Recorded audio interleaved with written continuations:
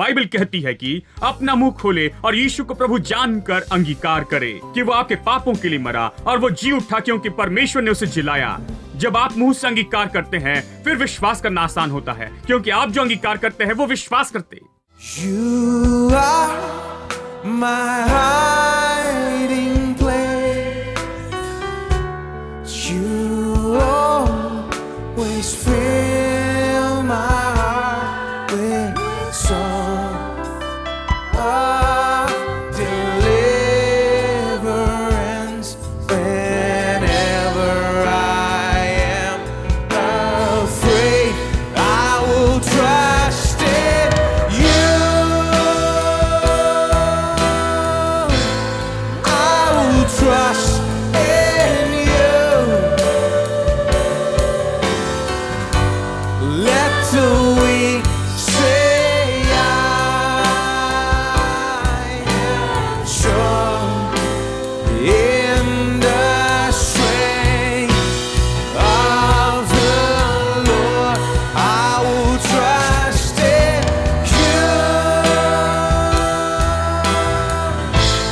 I will trust in you. Say it. Let the weak say I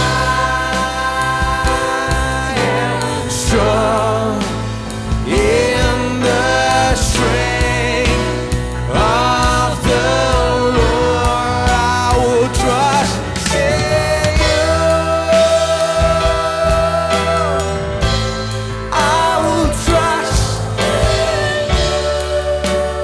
We will trust in you, Lord. We are strong.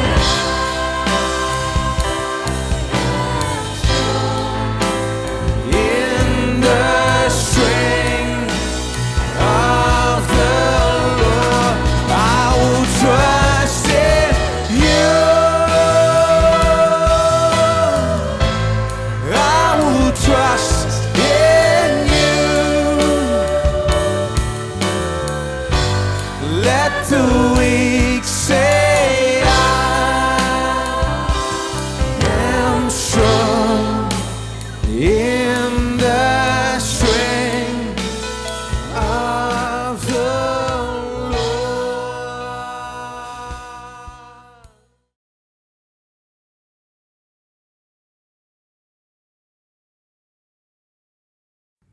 ये शरीर मिट्टी का बर्तन है। इस शरीर में आपकी आत्मा है। यहीं पर यह खजाना रखा गया है। प्रभु का वचन यहां पर है। और जब आप प्रभु का वचन कहते हैं, जब आप प्रभु का वचन अंगीकार करते हैं, तो सच में आप परमेश्वर की महिमा को प्रकट कर रहे हैं, उसे दिखा रहे हैं।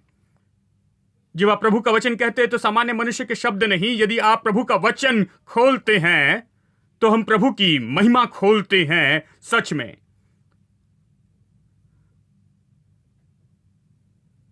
अब देखिए वचन 13। आगे बढ़ते हैं वचन 7 के बाद में। वचन 7 कहता है कि हमारे पास एक खजाना है, यानी ये महिमा, यानी परमेश्वर का वचन और महिमा जो उसके साथ आती है इन मिट्टी के बर्तन में। वचन 13 कहता है, इसलिए हम में वही विश्वास की आत्मा है जिसके विषय में लिखा है, मैंने विश्वास किया इसलिए मैं बोला, अतः हम भी विश्वास करते हैं इसलिए हम बोलते हैं। अब यह महत्वपूर्ण बात है कि हम प्रभु के वचन के साथ क्या करते हैं और विश्वास का जीवन किस बारे में यहां प्रकट किया गया है। यह कहता है, जबकि हमारे पास विश्वास का वही आत्मा है। सब लोग कहें हमारे पास विश्वास का वही आत्मा है। क्या आपके पास विश्वास का वही आत्मा है? विश्वास का आत्मा कैसा है? विश्वास का आत्मा वो है जो यहोशू और कालेब के पास था। याद है, 12 भेदिए देश का भेद लेने के लिए गए और वापस आए, और उनमें से 10 ने बुरी खबर दी, कहां खैर उस देश में दानव हैं, हम टिड्डियों जैसे हैं हमारी दृष्टि में भी, और उनकी भी दृष्टि में वैसे ही हैं। देखिए, वो फिर से बड़ा कर रहे थे। वो पहले दानव थे और ये लोग दानव को बड़ा कर रहे थे, समस्या को बड़ा कर रहे थे। लेकिन 2 लोग थे, यहोशू और कालेब। उन्होंने कहा कि अभी जाकर हम उस देश को लेते हैं, हम पूरे योग्य हैं, ये बहुत ही आसान है, हम जाकर देश ले सकते हैं। वो नहीं डरे, उन्होंने वही दानव देखे थे। लेकिन अब इन दोनों ने अलग तरह से कहा, क्योंकि उनके पास विश्वास का आत्मा था और दूसरों के पास संदेह का आत्मा था और अविश्वास का। इन लोगों में विश्वास का आत्मा था। विश्वास का आत्मा वही दानव देखता है और वही मुश्किलें, वही रुकावटें देखता है, लेकिन विश्वास का आत्मा वही कहता है जो प्रभु ने कहा है। प्रभु ने कहा मैंने तुम्हें देश दिया, तो जो प्रभु ने कहा वो यहोशू अध्याय 1 में है, वचन 5 में। प्रभु ने कहा कोई मनुष्य तुम्हारे जीवन भर तुम्हारे सामने खड़ा नहीं रह सकेगा। यदि प्रभु ने कहा कि कोई मनुष्य तुम्हारे सामने खड़ा नहीं रहेगा, तो दानव क्या है, वो भी उनके सामने खड़े नहीं रह पाएंगे। तो विश्वास का आत्मा प्रभु के वचन को थामे रहना है। दानव और वो कितने बड़े हैं ये देखने से इनकार करता है, वो केवल वही देखता है जो प्रभु ने कहा है। अब कितने लोगों में विश्वास का आत्मा आया है। इसलिए मैं कहता हूं कि यदि आप समस्या के बारे में कहते हैं, अपने दानव, बड़ी समस्याएं, बड़ी मुश्किलें, तब वो विश्वास का आत्मा नहीं मेरे दोस्तों। विश्वास का आत्मा वही कहता है जो प्रभु ने कहा है, और आपकी समस्या जो कहती वो नहीं। आमीन। यानी दाऊद में विश्वास का आत्मा था। पूरी सेना, इजरायली सेना लड़ने के लिए तैयार नहीं थी, लेकिन दाऊद में विश्वास का आत्मा था। उसने उसी दानव को देखा और उसने कहा यह आसान है, मैं अपने गोफन से छोटा पत्थर मार सकता हूं और यह आदमी इतना बड़ा है कि मैं नहीं चूक सकता। यह सबसे आसान शॉट होगा, यह इतना बड़ा है, यह बैठे हुए बतख के जैसे है, मैं कुछ ही समय में इसे मार दूंगा। देखिए, उसका पूरा दृष्टिकोण अलग था, क्योंकि उसमें विश्वास का आत्मा था। सब लोग कहें मेरे पास विश्वास का आत्मा है। अब विश्वास का आत्मा कैसे है? यदि आप में विश्वास है, यदि सच में विश्वास है, तो विश्वास का आत्मा कैसे होता है? यह कहता है इसीलिए कि हम में वही विश्वास की आत्मा है जिसके विषय में लिखा है, मैंने विश्वास किया इसलिए मैं बोला। अतः हम भी विश्वास करते हैं इसीलिए बोलते हैं। यानी विश्वास का आत्मा ऐसा ही है। विश्वास का आत्मा तो वो है जहां हम विश्वास करते और बोलते, हम विश्वास करते और कहते हैं, हम विश्वास करते और कहते। अब यीशु ने कहा जो दिल में भरा होता है वो मुंह से बाहर आता, लेकिन दिल परमेश्वर के वचन से भरा होने से पहले आप कह नहीं सकते इस तरह से। जहां आप दिल में जो भरा है उसे कहते हैं। पहले आपको दिल भरना होगा। दिल भरने के लिए आपको कहना होगा। अब बाइबल इस तरह से कहती है, मेरे साथ में निकाले अपनी बाइबल में, मेरे साथ निकाले नीति वचन 3। आप दिल को कैसे भरते हैं? देखिए, मैंने आपको पहले भी कहा था कि दिल एक टैंक जैसे है और मुंह नल के जैसे है। यानी आप सब लोग टैंक और नल समझते हैं। हमारे देश में ऊपर वहां टैंक है, पानी की टैंक, और नीचे यहां पर नल है। ठीक है, जो भी टैंक में होता है वहीं आता है। टैंक में जो भी भरा है वही नल से आता है। लेकिन क्या आप जानते हैं एक और नल है जो टैंक को भरता है? टैंक कैसे भरता है? एक और नल है जो बोर पंप से निकलकर ऊपर टैंक तक जाता है और टैंक को भरता है। केवल तब वो नल टैंक को भरता है। तब आपके घर के अंदर नल खोल सकते हैं, आप खोल सकते और उससे बर्तन भरेंगे। यानी पहले टैंक भरना चाहिए और फिर टैंक बाकी सब चीजें भरता है। दिल ऐसा ही है, दिल एक टैंक जैसे है। उस टैंक को भरने का नल तो आपका मुंह है, और जो भरा है उसे खोलने का नल भी आपका मुंह है। यानी मुंह तो चाबी है मसीह जीवन में। इसलिए याकूब अध्याय 3 कहता है कि मुंह ही वो है। यदि अपने मुंह पर नियंत्रण करें तो आप बुद्धिमान मनुष्य हैं। मुंह ही मसीह जीवन की सफलता के लिए चाबी है। अब इसे सुनिए, नीति वचन 3 वचन 1। हे मेरे पुत्र, मेरी शिक्षा को न भूलना, अपने हृदय में मेरी आज्ञाओं को रखे रहना, क्योंकि ऐसा करने से तेरी आयु बढ़ेगी और तू अधिक कुशल से रहेगा। कृपा और सच्चाई तुझसे अलग न होने पाए, वरन उसको अपने गले का हार बनाना और अपनी हृदय रूपी पटिया पर लिखना। अब यह कहता है कि उसे अपने दिल की पटिया पर लिख दे। अपने दिल की पटिया पर कैसे लिखते हैं? भजन संहिता 45 वचन 1। हम कैसे लिखते हैं? अपने हृदय की पटियाओं पर। भजन 45 और वचन 1 कहता है, मेरा हृदय एक सुंदर विषय की उमंग से उमड़ रहा है। कितने लोग ये आज कह सकते हैं? भजनकार कहता है, मेरा हृदय एक सुंदर विषय की उमंग से उमड़ रहा है। जो बात मैंने राजा के विषय रची उसको सुनाता हूं। मेरी जीभ निपुण लेखक की लेखनी बनी है। जानते हैं, आपकी जीभ परमेश्वर की लेखनी जैसी है। इंग्लिश भाषा में बहुत ही सुंदर बताया है।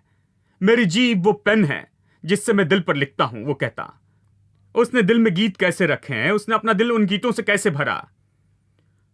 वो कहता है, मेरा दिल उमड़ रहा है भलाई के साथ। उसने अपना दिल कैसे भरा कि वो भलाई के साथ उमड़ता रहे। बहुत से लोगों का दिल भलाई के साथ नहीं उमड़ रहा है। भजनकार ने अपना दिल भलाई से कैसे भरा? वो कहता है मेरी जीभ। इसका अर्थ है कि वो अच्छी बातें बोल रहा था। अच्छी चीजें बोलने से वो अपना दिल भर रहा था। अच्छी बातों से बोलने से ही आप भरते हैं। आप जो कहते हैं वो दिल को भरता है। आपका डर कहां से आता है? आपने जो कहा उसी ने यह डर लाया है मेरे दोस्तों। मेरे पास इसके बारे में कोई संदेह नहीं। आपका संदेह कहां से आया? आपने जो कहा उसने आपके दिल में संदेह लिख दिया है। आपका दिल उमड़ते हुए बहता है। आप जो कहते हैं उससे, क्योंकि आपकी जीभ वो चीज है जिससे आप अपना दिल भरते हैं। भजनकार ने अच्छी चीजों से भरा। आज बहुत से लोग बुरी चीजों से भरते हैं। आप अच्छी या बुरी चीजों से भर सकते हैं। वो कहता है बोलने से मैं इसे भरता हूं। कितने लोग जानते हैं कि आप बोलने से इसे भर सकते हैं? बहुत से लोग इसे नहीं जानते, विश्वासी लोग। देखिए, मैं कई साल तक विश्वासी रहा, फिर मैंने ये सुना। मैं समुंदर पार गया, यहां से बहुत दूर गया कि इसे सुन सकूं। पहली बार जीवन में इसे सुना कि मैं जो कहता हूं वही मेरे दिल को भरता है। फिर मैंने जाना कि कैसे इतनी गंदगी और बुरी बातें मेरे दिल में भर गई है। वो मेरे दिल में भर गई क्योंकि मैं उसे कहते आया हूं। पाप कैसे मेरे दिल में भर गया? क्योंकि मैं वो सब कहता था। कैसे बुरे विचार मेरे दिल में भरने लगे? क्योंकि मैं वो बातें कह रहा था। और इसीलिए मैं इसे अच्छी चीजों से भर सकता हूं या बुरी चीजों से। आपकी जीभ इसे भरती है। इसलिए रोमी अध्याय 10 वचन 9 में यह वचन हमने पढ़ा है। यह कहता है, यदि इससे देखे, कुछ पल के लिए इसे देखे, यह कहता है, यदि तो अपने मुंह से यीशु को प्रभु जानकर अंगीकार करे और अपने मन से विश्वास करे कि परमेश्वर ने उसे मुर्दों में से जिलाया, तो पहले क्या आता है? हेलो, मुंह का अंगीकार। अब मुझे याद है बहुत साल पहले मैंने इसे सुना, इन सत्यों के बारे में, किसी प्रचारक को जो मुझे सिखा रहे थे। जानते हैं, जब मैंने इसे देखना शुरू किया तो कहां रुकी, 1 मिनट। मैंने सोचा जो दिल में भरा होता है मुंह बोलता है, तो ये कैसे कह सकते हैं कि यदि मुंह से अंगीकार करे और दिल में विश्वास करे, अंगीकार पहले आया है। पौलुस ने अंगीकार को पहले क्यों रखा और फिर बाद में विश्वास को? इसे समझने के लिए कुछ समय लगा मुझे, लेकिन आप इस तरह सीख सकते हैं। क्यों? क्योंकि अंगीकार से आप कुछ विश्वास करने लगते हैं। क्या यीशु मुर्दों में से जी उठा, इस पर विश्वास करना आसान है? क्या आपने किसी को मुर्दों में से जी उठते देखा है? यह विश्वास करना मुश्किल है कि कोई मुर्दों में से जी उठा। क्या आपने कब्र खुलकर किसी को आते देखा? यह विश्वास करना बहुत मुश्किल है। जब कोई कहता है कि ये और वो मुर्दों में से जी उठा है, यह बहुत मुश्किल है।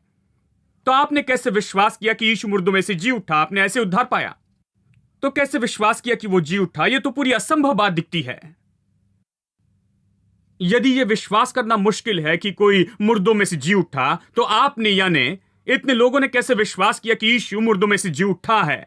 मैं बता रहा हूं कैसे। बाइबल इसे सही तरह से बताती है। बाइबल में सही फॉर्मूला दिया गया है। बाइबल कहती है कि अपना मुंह खोले और यीशु को प्रभु जानकर अंगीकार करे कि वो आपके पापों के लिए मरा और वो जी उठा क्योंकि परमेश्वर ने उसे जिलाया। जब आप मुंह से अंगीकार करते हैं, फिर विश्वास करना आसान होता है, क्योंकि आप जो अंगीकार करते हैं वो विश्वास करते। आप असंभव पर विश्वास कर सकते हैं। आप विश्वास कर सकते हैं कि कोई 2000 साल पहले यरूशलेम में गाड़ा गया वो मुर्दों में से जी उठा है। आपने उसे कभी नहीं देखा, अपनी आंखों के सामने कोई सबूत नहीं है। यदि आप अंगीकार करें तो विश्वास कर सकते हैं। इसी तरह से आपने उद्धार पाया। इसके बारे में सोचिए। हेलो, इसलिए कहता है कि पहले अंगीकार करें।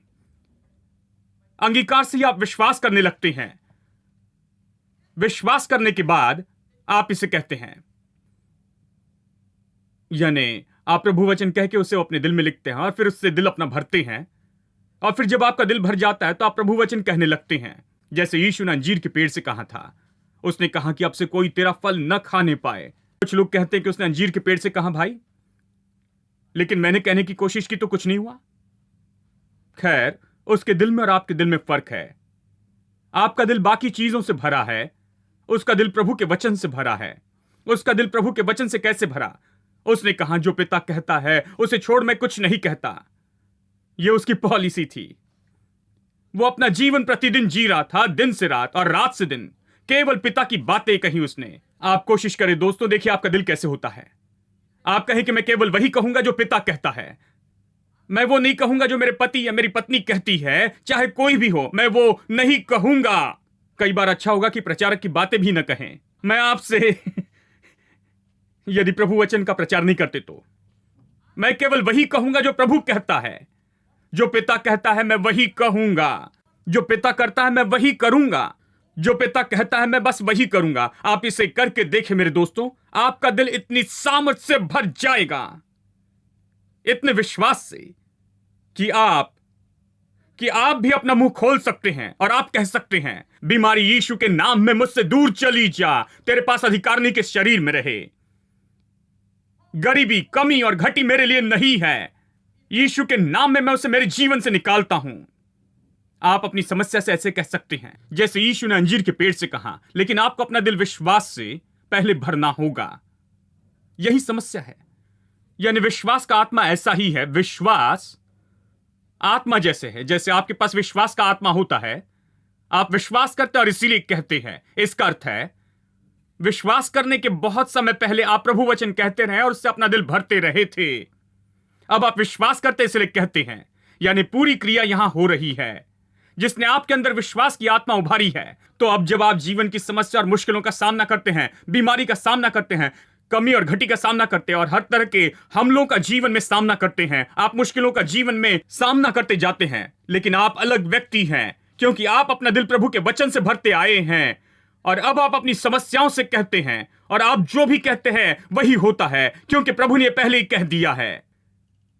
देखिए, लोग अंगीकार नहीं समझते और कहते, देखिए ये क्या है भाई, यदि मैं कह दूं तो हो जाएगा।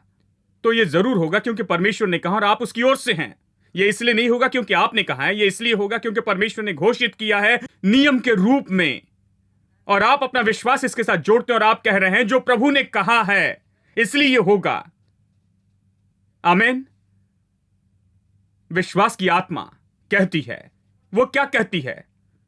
जो विश्वास करती वो कहती है। ठीक है, हम विश्वास करते और इसलिए कहते हैं, यानी विश्वास की आत्मा कहती है। वो क्या कहती है? जो विश्वास करती वो कहती। और फिर ये क्या विश्वास करती है? देखिए 2 कुरिन्थियों अध्याय 4 एक बार फिर ये क्या विश्वास करती है। देखिए वचन 17 और 18, अध्याय 4 17 और 18। वचन 13 में विश्वास की आत्मा के बारे में बताया गया है। हम विश्वास करते इसीलिए कहते हैं। ठीक है, वचन 17 और 18, क्योंकि हमारा पल भर का हल्का सा क्लेश हमारे लिए बहुत ही महत्वपूर्ण और अनंत महिमा उत्पन्न करता जाता है। और हम तो देखी हुई वस्तुओं को नहीं परंतु अनदेखी वस्तुओं को देखते रहते हैं। शब्द देखे पर गौर करें। वो कहता है कि हम दृश्य चीजों को नहीं देखते हैं लेकिन अदृश्य चीजों को देखते हैं। अब रुकिए एक मिनट, आप उन चीजों को कैसे देख सकते हैं जिसे नहीं देख सकते हैं? मैं समझ सकता हूं कि हम दृश्य चीजों को नहीं देख सकते हैं, लेकिन कैसे अदृश्य चीजों को देख सकते हैं? वो किस बारे में कहता है? जबकि हम दृश्य चीजों को नहीं देख सकते हैं लेकिन अदृश्य चीजों को कैसे देख सकते? आप उन अदृश्य चीजों को कैसे देख सकते हैं? देखिए विश्वास इसी के बारे में है। इब्रानियों 11:1 कहता है विश्वास अनदेखी वस्तुओं का प्रमाण है। तो अदृश्य चीजों को कैसे देख सकते हैं? कहिए आपको तंदुरुस्ती चाहिए। यदि आपके शरीर में अब तंदुरुस्ती नहीं है, आप केवल बीमारी देख सकते हैं, तो तंदुरुस्ती कैसे देखेंगे? आप तंदुरुस्ती देखेंगे प्रभु के वचन के द्वारा। आप खुद को अच्छा देखेंगे। आप इससे परे नहीं देख सकते। तो विश्वास कहता है, जो विश्वास करता वो कहता। और वो क्या विश्वास करता? जिन चीजों को वो देखता है। वो कैसे देखता है? ये प्रभु वचन से देखता है। यानी विश्वास तो ये नहीं कि हमेशा समस्या बोलते चली जाएं। विश्वास तो वो देखना है जिसे सामान्य रूप में नहीं देख सकते, लेकिन वो देखता है प्रभु वचन से। और ये प्रभु वचन से जो देखता है वही बोलता है। यानी जब आप बीमारी में हैं तो चंगाई देखते हैं। तो आप जो नहीं कर सकते, जो बीमारी के कारण नहीं कर सकते हैं, अब आप इसे देखने लगते हैं जो प्रभु का वचन कहता है। आपकी चंगाई आप देखने लगते हैं। आर्थिक समस्या के कारण आप खुद को देख रहे थे बेकार, आशाहीन और ये सब, लेकिन जब आप प्रभु के वचन में जाकर विश्वास समझते हैं तो विश्वास का आत्मा आप पर आता है। आप वो नहीं देखते जो आप स्वाभाविक में देखते हैं, देखते वचन जो आपके बारे में कहता है। आप खुद को उस ज्योति में देखते हैं जो वचन कहता है। आमीन। तो विश्वास क्या है? वो क्या कहता है? जो विश्वास करता वो कहता है। वो क्या विश्वास करता? जो देखता है। वो कहां देखता है? वो वचन को देखता है।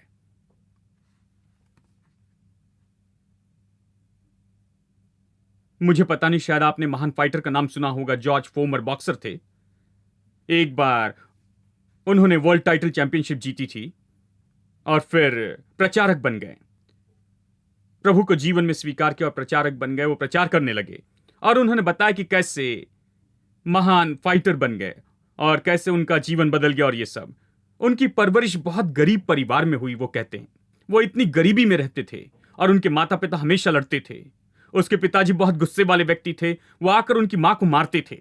उन्होंने हर दिन देखा कि उनकी मां को मारा जा रहा है और वो रो रही है। घर में खाना नहीं और सही कपड़े नहीं हैं और सही पढ़ाई नहीं थी। वो अपने जीवन में बहुत सी मुश्किलों से गए। जब वो इन समस्याओं में से जा रहे थे, उन्होंने हमेशा पहाड़ की चोटी पर यह घर देखा जो घर के सामने था। धनी आदमी का सुंदर बंगला था। वो वहां पहाड़ की चोटी पर था और एक दिन वो परेशान हो गए रोने और कमी घटी को देखकर और गरीबी को और अपने घर की दशा देखकर। घर की दशा बहुत ही बुरी थी, तो वो इससे इतने परेशान हुए और वो कुछ अच्छा चाहते थे। और एक दिन उन्होंने अपनी मां से कहा, उन्होंने कहा, मां, एक दिन मैं आपके लिए ऐसा ही घर बनाऊंगा और आपको ऐसे ही घर में रखूंगा। एक दिन ऐसे आएगा, मैं इसे करूंगा। उन्होंने कहा कि उस समय से आगे ये शब्द कहने के बाद उन विचारों ने उनके मन को ऐसे पकड़ लिया कि वो बस यही सोच सकते थे कि वो अपनी मां के लिए ऐसा ही बंगला बनाएंगे कि वो शांति से रह सके और फिर रोती न रहे।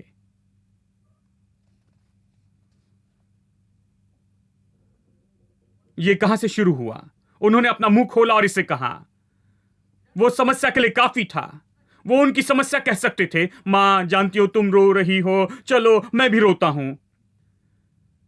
हम जीवन भर ऐसे रोते रहेंगे मेरी मां, प्रभु जानता है कि हम अच्छे लोग हैं, चलो प्रभु को पुकारते हैं। नहीं नहीं, देखिए वो परमेश्वर के स्वरूप और समानता में बनाए गए। देखिए मनुष्य के बारे में कुछ बहुत ही महान है। मनुष्य अपनी परिस्थिति बदल सकता है। मनुष्य सच में अपने जीवन का तरीका बदल सकता है। मनुष्य सामर्थी व्यक्ति है मेरे दोस्तों। वो खड़े होकर कहने लगे, मुझे ये पसंद नहीं है, इस गरीबी से मैं नफरत करता हूं। ये लड़ाई और मारपीट और ये बेकार की बातें जो मेरे घर में हो रही है, ये नहीं होनी चाहिए। मैं अपनी मां को परेशानी से मुक्त जीवन देना चाहता हूं। मैं उन्हें शांति और संपन्नता का जीवन देना चाहता हूं। मैं यही चाहता हूं, मेरे पास यही होगा। मैं उसकी ओर आंखें लगाता हूं। और फिर वो कहते हैं कि मैं जहां भी गया, मैंने जो भी किया, हर समय जब वो लड़े, उनके मन में बस यही आता था। उस घर का चित्र और उस तरह के जीवन ने उनका मन और उनका दिल पकड़ लिया था। तो हम खुद के लिए ऐसा क्यों नहीं करते हैं? क्या आपने कभी मुंह खोलकर यह कहा, मैं जीने का तरीका बदल देता हूं, मैं इस गंदगी में फिर नहीं जीऊंगा, मैं इसमें नहीं रहूंगा, मैं इस दशा में नहीं रहूंगा, मैं अब कर्ज में नहीं रहूंगा, मैं कमी घटी में नहीं रहूंगा, मैं इस बीमारी में और नहीं रहूंगा, मैं इस तरह से रहते रहते बहुत परेशान हो गया हूं, मैं अपना जीवन बदल दूंगा, मैं कुछ अलग हो जाऊंगा, मैं वैसे हो जाऊंगा जैसे प्रभु का वचन कहता है कि मैं मसीह के द्वारा सब कुछ कर सकता हूं। मैं उस तरह का व्यक्ति होना चाहता हूं। क्या आपने कभी यह कहा? देखिए बहुत से लोगों में यही समस्या है कि वो रोना जानते हैं, आंसू बहाना पता है, उपवास करना पता है और ये सब काम पता है, लेकिन वो नहीं जानते हैं कि कैसे प्रभु के वचन को पकड़कर उसे कहते रहे कि विश्वास उनके दिल में आ सके। विश्वास सुनने से आता है और प्रभु के वचन सुनने से आता है। विश्वास इसलिए नहीं आता क्योंकि आपने संदेश सुना। चर्च में ये इसके बारे में नहीं कहता। विश्वास सुनने से आता है और प्रभु वचन सुनने से आता है। इसका अर्थ है जब आप प्रभु का वचन लेते हैं और आप उसे अपने मुंह से कहते हैं और आप जो कहते हैं वो आपके कानों में जाता है, विश्वास ऐसे ही आता है। मैं कह रहा हूं इसलिए नहीं, यदि मैं कहूं और आप में विश्वास आ जाए तो विश्वास सब लोगों में आ जाएगा। हेलो क्योंकि जितना हो सके उतना जोर से मैं कहता हूं। आप नहीं कह सकते कि मुझे नहीं सुना। यदि मैं बोलकर आपके दिल में विश्वास रख सकता हूं तो सबके पास विश्वास होगा। क्यों कुछ लोगों में विश्वास और कुछ लोगों में नहीं है? क्योंकि आप इसे नहीं कहते हैं। यदि आप इसे कहे यदि आप अपना मुंह खोले और कहे कि ये मेरी मंजिल है, ये मेरा जीवन ऐसे ही होगा, मैंने संदेश सुना है, इसे समझ गया हूं मैं, प्रभु का वचन ये कहता है, मैं विश्वास करता हूं कि ये सत्य है, ये ऐसा ही होगा, मैं इसे यीशु के नाम में कहता हूं, मेरा जीवन इसी तरह होगा, फिर आप परमेश्वर के जैसे होते हैं, आप परमेश्वर के स्वरूप और समानता में बने हैं, आप अपने जीवन के अंधकार के बीच में खड़े होकर कहते हैं कि ज्योति हो जाए, और ऐसे ही होता है। Found a friend, oh such a friend, and he made my heart his own. God himself is with me, and I know I'm never alone. Know all my tomorrows will be better than all my hopes. We've got love, grace, peace and power and joy in the Holy Ghost. We've got love, my God is never wrong, and he makes time for me. We got grace. It blew apart my chains and set the sinner free. It's like a river and you'll never run it dry.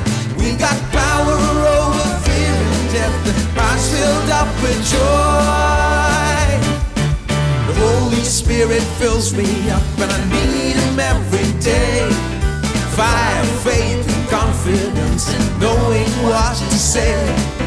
I gave my heart and all I am to the one who loves me most. We've got love, grace, peace and power and joy in the Holy Ghost.